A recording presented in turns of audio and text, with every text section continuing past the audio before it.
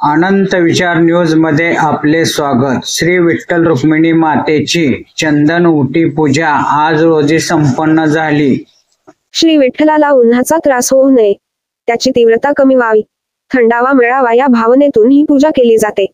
विठुरायाप्रमाणे रुक्मिणी मातेला देखील या पद्धतीने चंदन उटी लावण्यात येते।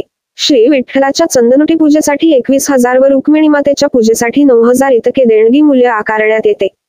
श्रींच्या गर्भगृहातील संवर्धनाचे काम सुरू असल्याने धडक मार्च 15 ते 1 जून पर्यंत पदस्पर्श दर्शन बंद करून फक्त पहाटे 5 ते सकाळी 11 पर्यंत मुखदर्शन भाविकांना उपलब्ध करून देण्यात येत होते। त्यामुळे या कालावधीतील पूजा भाविकांना उपलब्ध करून न देता मंदिर समिती मार्फत करण्यात आल्या होत्या। 10/6/02 रोजी पदस्पर्श दर्शन सुरू झाल्यानंतर भाविकांना चंदनुटी पूजा उपलब्ध करून देण्यात आल्या। त्यामध्ये विठ्ठलाकडे 18 व रुक्मिणी मातेकडे 12 भाविकांना पूजेचा लाभ मिळाला असून यामधून मंदिर समितीला 4,86,000 इतके उत्पन्न मिळाले आहे। आज मंदिर समितीच्या वतीने श्रींची चंदनुटी पूजा करून या पूजेची सांगता करण्यात आली।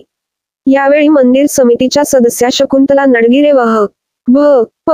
ज्ञानेश्वर देशमुख जळगावकर तसेच विभाग प्रमुख संजय कोकीळ उपस्थित होते।